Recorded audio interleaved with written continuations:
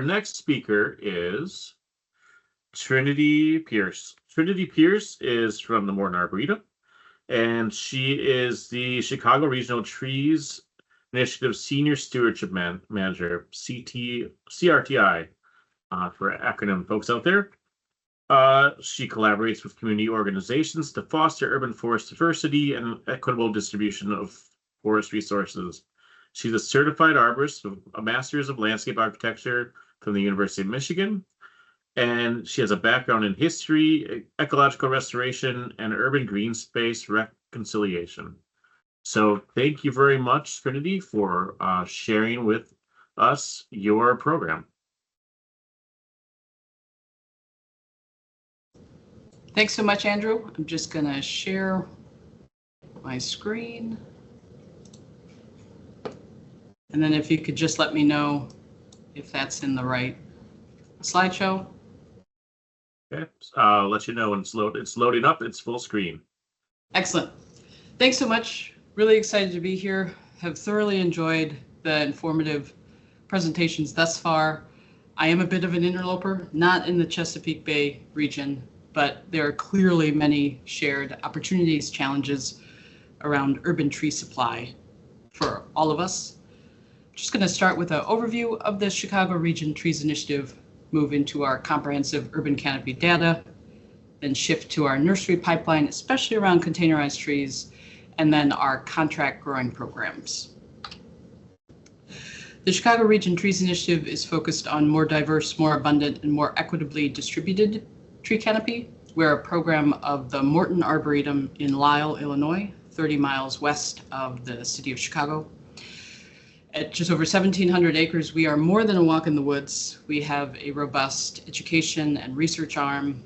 As you can imagine, we are well placed, our program, that we can have an outward focus, but walk down the hall to the root or soil ecology lab to inform our urban forestry work. At an even larger scale, global tree conservation, as well as ArbNet, which accredits arboreta throughout the world, provide excellent resources. One small plug, if you will be coming to the Alliance for Community Trees or Partners Conference this November in Chicago, I'd love to connect over coffee tea. Happy to meet you out at the Arboretum or downtown to further collaborate on these key issues. CRTI has 4 main goals, and for our stewardship cohort, one of 3 cohorts for CRTI, of course, inspiring people to value trees is paramount. That is our guiding light. That's our common ground to begin with. So we're bottom up, focusing on community partnerships and collaborations at the local level.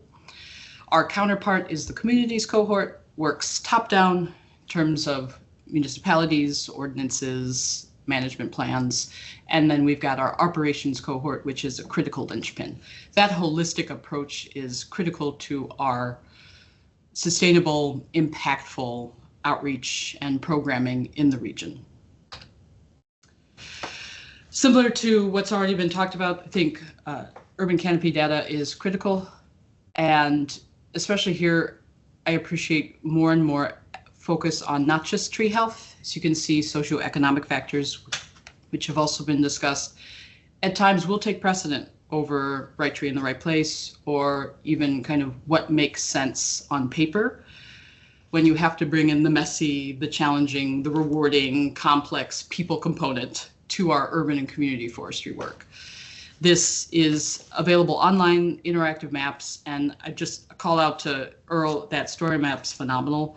So I think it's really exciting to get more people engaged in interactive mapping. History of our spaces is so important. It's not always readily available. So we're going to dive just a little more into this area, and for catching your bearings, Lake Michigan's just to the east on this map, just cut off. North Lawndale, though, is a neighborhood on the west side of Chicago. Phenomenal outreach work, community leadership, decades worth of outreach and network building. And we can see here, this small section of the neighborhood is at about 15% canopy. So we'd like to see it higher, but we're really focusing on that asset-based approach. And I also appreciate that in this quick snapshot, we're also factoring in socioeconomic, the big 3, temperature, flooding, air quality. that tree health and green space maintenance revitalization is one aspect of our work, but then there's the socioeconomic factors, the potential historic disinvestment, the environmental injustice that has to be brought into our conversation, even about something as seemingly straightforward as urban tree supply. So diving a bit more into this is looking at green cover and, of course, that direct correlation between tree canopy, green spaces, bodies of water, and the urban heat island. I know that's been mentioned before. Here, though, is a perfect example for us. We have urban canopy summaries available online for municipalities in the Chicago region, as well as the Chicago neighborhoods. So again, focusing on North Lawndale, we see that overall 18% canopy, which where feasible, yes, again, we'd like to see more canopy, depends on land use and land cover. But what if we successfully were to plant 100 trees in North Lawndale, and what if they all go into Douglas Park? A wonderful, vital green space, but look at that density. Look at that higher level of trees in that one area. So what if all the trees go into North Lawndale, but in Douglas Park, on paper, that's a success, but have we equitably distributed trees? What if you're well out on the west end of North Lawndale? Maybe you recreate in Douglas Park, but where you're living, where you're working, maybe you're not getting that impact. So another key theme for us that we're learning in urban community forestry, where are some of the accessible barriers? And language has been critical for us. There is a tendency with shorter grant turnarounds or with a quick opportunity to continue to go back to the same partners. We all know the jargon. We're through and through, we can focus on right tree in the right place, but are we expanding? Are we reaching folks that are in those areas where it's scarcity, where there aren't tree canopy? Maybe they're not attending this wonderful forum just for fun. Maybe they don't have that time to do that, or it's just not in their network. We haven't reached them yet. So providing multilingual outreach materials, multilingual programming has been really a sea change for us in terms of being able to break out of the mold of the folks who we're so used to seeing the familiar faces geeking out, because we need to expand. We know there's so much opportunity around urban community forestry, especially around urban tree supplies. Who's our end user? Can we expand that network? We just put out the Mandarin and Arabic tree tags. These are 11 by 17. They've got a pretty durable weathering material, so they can stay temporarily loosely affixed to a tree. A week or two, you can bring them in, reuse them. Great reception. It only worked because they were culturally respectful, culturally informed by community partners. And then the back is going to be unique. Sometimes it's just about what's your affinity for a tree. Sometimes it's prompts for filling out, for instance, utilizing iTree and getting the benefits of that exact tree. So this kind of companion piece to our contract growing, to understanding who's the end user, what are our expectations for how these trees will be utilized, where they'll be planted versus public perception, has been very important for our framework. Once again, another area in North Lawndale that is vivacious, but ongoing maintenance is key. This is the resilience corridor. It was a former vacant lot, and as you can see, did you envision Celtis occidentalis going in next to a bus stop? Is that in your frame of reference for where trees might plant? We are learning as we go, and this has been a great model to learn, okay, ongoing maintenance, and really appreciate, Leanna, your focus on that 2-year maintenance and where we perceive trees will go, and then the reality is anywhere and everywhere for what suits socioeconomic pressures and issues. So for us, all of that people, messy, challenging, wonderful people component has been critical as we understand better our nursery pipeline and some of the gaps and opportunities. And just briefly highlighting, as this has already been covered, for us, again, the stewardship cohort, bottom up, containerized trees make the most sense. For us, Goldilocks is 15-gallon. A couple 4th graders can move them around. And they are ideal for volunteer plantings because, yes, we need plantable space now, but we need to inspire the next generation. We need exponential growth in terms of who considers themselves urban forestry practitioners. We can't just keep going to the tried and true groups. We've got to expand that out. So the less transplant shock and root ball intact has really helped us. Of course, it remains a small percentage of the industry, so we're always going to butt up against that limitation. So even before the incredible investment from Inflation Reduction Act, we were anticipating growing demand for these containerized trees. For our local community engagement, community urban forestry, it makes so much sense. So our critical next step, and again, this has been hearkened to as well, grower feedback. We have got to connect with the growers, those in the industry, to figure out how can we make contract growing feasible. Another example, African Heritage Garden. How many of your trees get planted in community gardens, I wonder, in urban areas? For us, it's a lot. It's vacant lots. It's some kind of spectrum. There was a home, became a vacant lot, became a community garden. There's a vacant lot in transition to a community garden.